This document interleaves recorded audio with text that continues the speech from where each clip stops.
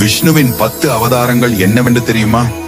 1 மத்ஸ்ய அவதாரம், 2 கூர்ம அவதாரம், 3 வராக அவதாரம், 4 நரசிம்ம அவதாரம், 5 வாமன அவதாரம், 6 பரசுராமர் அவதாரம், 7 ராமர் அவதாரம், 8 கிருஷ்ணர் அவதாரம், 9 புத்தர் அவதாரம், 10 கல்கி அவதாரம். ஸ்ரீ வெங்கட நிவாசாய ஸ்ரீனிவாசாய மங்களம்.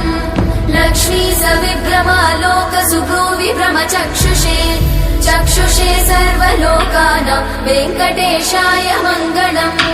श्रीवेङ्कटाद्रिशृङ्गाग्रमङ्गलाभरणाङ्ग्रये मङ्गलानां निवासाय श्रीनिवासाय मङ्गलम्.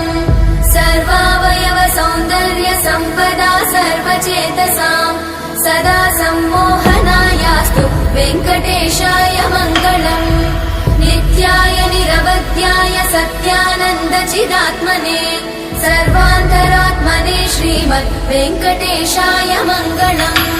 स्वतः सर्वविदे सर्वशक्तये सर्वशेषिने सुलभाय सुशीलाय वेङ्कटेशाय मङ्गलम्.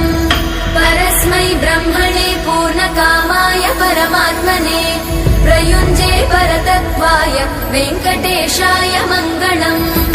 आकालतत्त्वमशान्तमात्मना